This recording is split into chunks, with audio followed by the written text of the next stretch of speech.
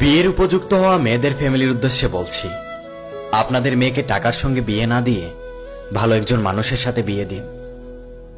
নিজের মেয়েকে বিয়ে দেওয়ার আগে ছেলেটা কি চাকরি করে কত টাকা বেতন পায় এটা দেখার আগে দেখেন ছেলেটা মানুষ কিনা।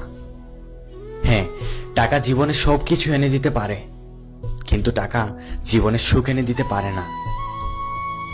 নিজেরা সুখে থাকার জন্য নিজের মেয়ের জীবনটা এভাবে বলিদান করবেন না।